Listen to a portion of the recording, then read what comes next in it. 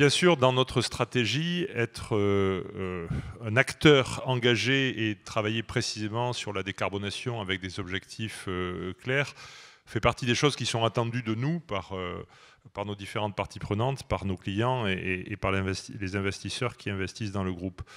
Je crois que ce qui est important, c'est de dire qu'à la fois nous travaillons sur toutes les dimensions. En tant qu'assureur, nous voulons être un assureur responsable qui agit dans le sens de la décarbonation à travers son portefeuille de souscription. Nous voulons être investisseurs responsables et nous voulons avoir une vision globale de l'empreinte carbone de nos investissements. Et vous l'avez dit, nous sommes un investisseur institutionnel, nous gérons 600 milliards à l'échelle européenne, 140 milliards en France.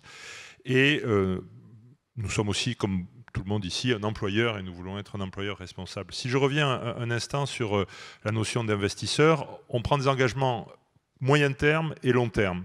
Bien sûr, en tant que cofondateur de la Net Zero Asset Owner Alliance ou de la Net Zero Insurance Alliance, nous avons des objectifs clairs de neutralité carbone à horizon 2050. Donc ça, c'est des objectifs qui ont été pris. On est membre fondateur. D'ailleurs, une réunion se tenait à Venise entre tous les grands acteurs européens là-dessus pour donner une trajectoire et une direction.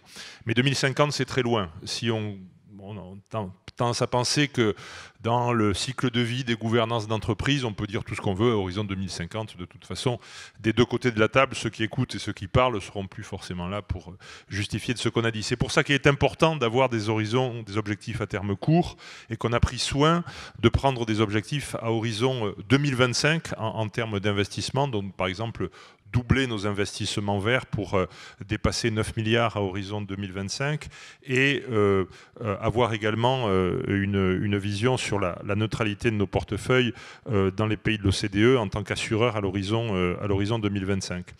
Au-delà de ça, nous voulons aussi, en tant qu'investisseurs et assureurs, sensibiliser concrètement les populations. On a notre mot à dire là-dessus, et je voulais juste, puisque pour rester dans le concret, indiquer une initiative que nous avons prise, et qui est publique depuis la semaine dernière.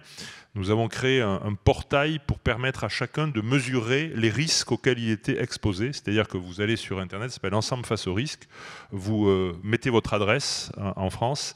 Par géo-intelligence, c'est transformé en coordonnées extrêmement précises. Et on vous donne un scoring avec un détail, une fiche pratique de tous les risques auxquels vous êtes exposé, à savoir risque d'inondation, risque systémique, risque de tempête, risque de neige de grêle, risque d'accident industriel ou de feu de forêt. Est-ce que bientôt on demandera ça quand vous voudrez changer de logement En tout cas, ce qu'on recommande de faire, c'est avant de changer de logement, d'être conscient. Parce qu'une partie de la prise de conscience se fera par la transparence.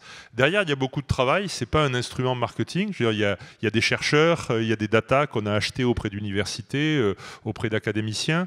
Et il y a une véritable prise de conscience à faire qui fait que ça touche tout le monde et ça touche tout le monde tout de suite. Et de ce point de vue-là, ce qui s'est passé en 2022 sur le secteur climatique en France est extrêmement illustratif pour quelque chose dont on n'a pas conscience. Il n'y a jamais eu autant de chutes de grêle avec des dommages associés en France dans l'histoire que ce qui s'est passé en 2022.